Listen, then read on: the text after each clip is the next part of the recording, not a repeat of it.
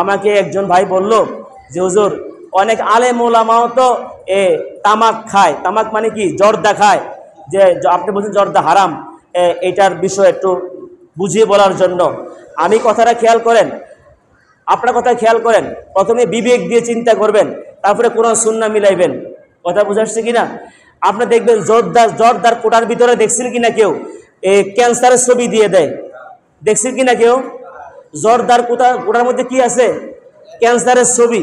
আবার কত দুষ্ট দেখেন, যেটা হারাম নাম দিছে নুরানি, নাউজুবিল্লাহ কন্যা, যেটা খাওয়া হারাম নাম দিছে কি নুরানি জর্দা, অথচ খাওয়া হারাম, খাওয়া নিষেধ।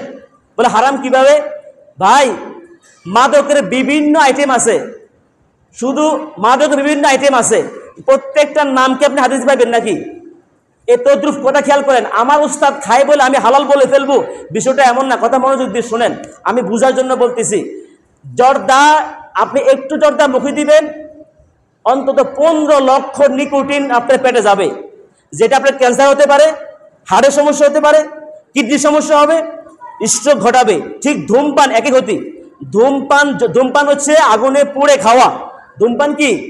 আগুনে পুড়ে খাওয়া। আর জর্দা ডাইরেক্ট খেয়ে ফেলা। এখন প্রশ্ন হলো, হুজুর বিয়ে শাদী অনুষ্ঠান তো জর্দা সামনে দিয়ে দেয়, হুজুরাও তো খায়, তো আপনি হারাম কেমনে কইব আমরা? আপনি সিলেটে যান, আমি যেটা জেনেছি, এরা আলেম ওলামার দাওয়াত খাইতে গেলে সেখানে সিগারেটের প্যাকেট দিয়ে দেয়। বিভিন্ন জায়গা আছে কিনে। যদি আমাদের এলাকায় যদি কেউ সিগারেটের প্যাকেট দেয়, আলেম ওলামা আপনি ঘরে দাওয়াত দিচ্ছেন, এবারে প্লেটে করে পানও দিচ্ছেন, পাশে সিগারেটের প্যাকেট দিচ্ছেন, জর্দাও দিচ্ছেন। সিগারেটের প্যাকেটটা দেওয়ার পরে হুজুর কি বলবে? দমক দিবি কিনা? কেন? উনি খাচ্ছে না, জানে এটা হারাম, কিন্তু একটা মেডিকেল সায়েন্সে পড়া, অথবা যে আলেমে জর্দা খায় না সে জানে এটা খাইলে ক্ষতি, এটা ক্ষতি। ওই আলেমে জর্দা দেখলে এমন কষ্ট পায়। কেন কষ্ট পাবে? উনি জানে বলে, উনি বুঝে বলে। ওই যে আলেম জর্দাটা খাচ্ছে উনি কিন্তু কষ্টটা পায় না, বিড়ি দিলে কষ্ট পায়। আবার সিলেটে যান, ওনাকে বিড়ি দিলেও কি পায় না। আমার জানা মতে আমার এক উস্তাদ ছিল, সবসময় সিগারেট পান করতো। আমার উস্তাদ, উনি আলেম ছিল, তাই বলে কি হালাল হয়ে যাবে নাকি? আমার উস্তাদ সিগারেট পান করে বলে কি সিগারেট হালাল হয়ে যাবে? আমরা মেডিকেল সায়েন্সে আমি গবেষণা করেছি, ধূমপান করলে যেই ক্ষতি, একই ক্ষতি কি জর্দা, একই ক্ষতি, কোনো পার্থক্য নাই, একই ক্ষতি। বরং কোনো মেডিকেল সায়েন্স বলেছে আরো বেশি ক্ষতি। কেন? ওইটাকে আগুন দিয়ে পুড়ে খায়, আরে ডাইরেক্ট খেয়ে ফেলে। এই জন্য যেখানে তামাক জর্দা শ্বাস হয়, তামাক হয়, সেখানে মশা মাছিও ঢোকে না, কোনো কীট পতঙ্গ ঢোকে না। এমনকি যেখানে জর্দা চাষ করে সেখানে বেড়া দেওয়া লাগে না, ছাগল পর্যন্ত খায় না, গরু ছাগল হাঁস মুরগি কোনোটাই ভিতরে ঢোকে না। বুঝাচ্ছে কিনা? ছাগলে পর্যন্ত জর্দা গাছ খায় না, এই যে তামাক গাছ খায় না। আমি খোঁজ দিয়েছি, আমাকে বলেছে এখানে বেড়া দেওয়া লাগে না, এটা নিজেই তো বিষ, নিজেই তো কি বিষ। আমার প্রশ্ন হলো, আমাদের বিবেক আছে, আল্লাহ তাআলা কি বলছেন? ওয়ালা তুলকু বিআইদিকুম ইলা তাহালুকাতে, নিজেকে ধ্বংসের দিকে ফেলে দিও না। যেটা খাইলে তোমার হাড়ের সমস্যা হবে, ব্রেন স্ট্রোক হতে পারে, তোমার কিডনি সমস্যা হতে পারে, তোমার ক্যান্সার নামক জটিল রোগ হতে পারে। ধূমপান এবং তামাক ক্যান্সার হতে পারে। আমাকে একজন বলল যে আমি তামাক সেবন করি বলে এবং জর্দা তামাক ধূমপান করি বলে আমার মেডিসিনে কাজ হয় না, হাই অ্যান্টিবায়োটিক দিয়েও কাজ হয় না। আমার মেয়ে ডাক্তার, আমাকে বলছে, আমার মেয়ে বলছে বাবা তোমার সাথে কথা বলবো না, মানে মেয়ে সম্পর্ক কাট করছে, ঈদের সময় জামা আছে জামা পরবো না। তো কেন মা রাগ করছে কেন? বাবা পয়সাওয়ালা মানুষ আর আদরের মেয়ে, একমাত্র মেয়ে। মেয়ে বলতেছে বাবা আমি এখন ডাক্তার, আমি বুঝি ধূমপানে কত ক্ষতি, আমি বুঝি জর্দা তামাকে কত ক্ষতি, এটা আমি বুঝি। বাবা তোমার কাছে অনুরোধ করি, তোমার জামা আমি পরবো না যতক্ষণ না তুমি তামাক জর্দা ধূমপান না ছাড়বা, আমি জামা পরবো না তোমার জামা। অথচ আদরের মেয়ে ঈদিনে জামা পরবে না। বাবা বাধ্য হয়ে কেঁদে দিছে, মা তুই জামা না পরলে তো আমার শান্তি লাগবে না, ও তাহলে তুমি ধূমপান ছাড়তে হবে আর পানের সাথে জর্দা তামাক ছাড়তে হবে। যখন এই কথা বলছে, বাবা বাধ্য হইয়া ওয়াদা করছে। তারপরে আমারে বললো হুজুর আমি আস্তে আস্তে, প্রথম ধরেই পারে নাই। যারা সিগারেট পান করে দেখবেন ধরেই পারবে না, যারা জ্বর দেখায় পান লোকে জ্বর না দিলে মানে খাইতে মন চায় না।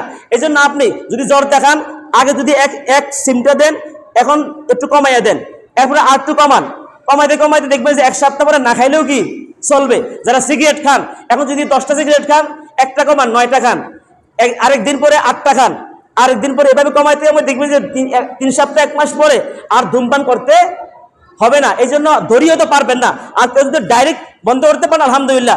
আমার আরেকজন আলেম বলছে, উনি বলছে আমি জর্দা খাইতাম পান দিয়ে সবসময়, যখন দেখছি যে জর্দা খাওয়াটা ক্ষতিকর, এটা নিষেধ, হারাম, ইসলামে অনুমোদন নেই, তো আমি এরপর থেকে যখন বুঝতে গেছে ঠিক সিদ্ধান্ত নিছি, শুধু জর্দা না, তো আমি পান খানায় ছেড়ে দিছি। ওই যেদিন সারছি এদিন মুখ শুয়ে আসতেছে, খাওয়া ভালো লাগে না, ঘুম আসে না, অশান্তি। আমি সিদ্ধান্ত নিচ্ছি আমি পান করবো না, জর্দাও খাবো না, পানও খাবো না, পান সুন কিছু খাবো না। ছেড়ে দিছে আলহামদুলিল্লাহ কন্যা।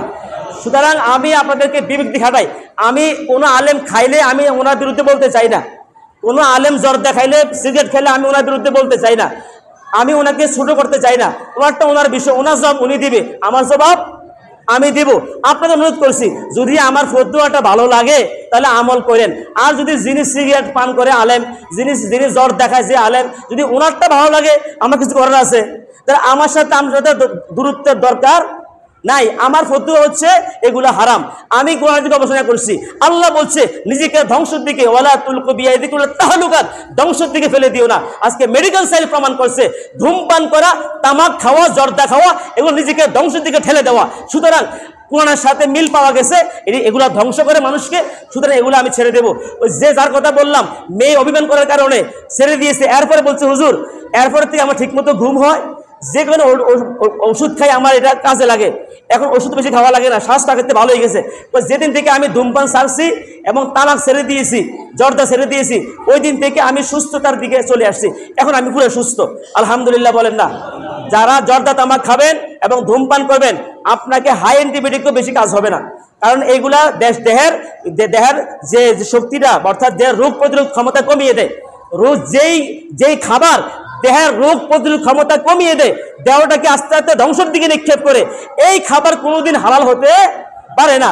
আমার ফটো যদি একটু পছন্দ হয় মাইনেন, না পছন্দ হলে বিরোধের দরকার নাই। যদি ওই আলেমের ফটো পছন্দ হয়, যে আলেমে বলছে খাইলে অসুবিধা নাই, খাইলে যায়, উনিও খায়, আপনিও খাইছেন, তো জবাবটা আল্লাহর কাছে দিয়েন।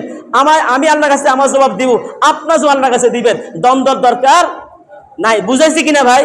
এটা বিবেক খাটান। যে জোরদার কোটার মধ্যে ক্যান্সারের ছবি দিয়ে দেয়, কেন দিছে? যেটা খালি ক্যান্সার হয়। যে বিড়ি সিগারেট প্যাকেটের মধ্যে ক্যান্সারের ছবি দিয়ে দেয়, কেন দিছে? যেটা খালি ক্যান্সার হতে পারে। এই তারপরে মুসলমান জেনে বুঝে কেমনে খাচ্ছেন, এটা বিবেক ধরে না। যেই তামাক গাছে, জর্দা গাছে ছাগল পর্যন্ত খায় না, পিঁপড়া বসে না, পোকামাকড় খায় না, এটা নিজেই বিষ। নিজেই কি? জর্দা তামাক নিজেই বিষ, এটার ভিতরে কোনো বিষ দেওয়া লাগে না। দেখবেন কফি খেতে, আলু খেতে, ধান খেতে কি দেওয়া লাগে? কি বিষ দেওয়া লাগে না? বিষ না দিলে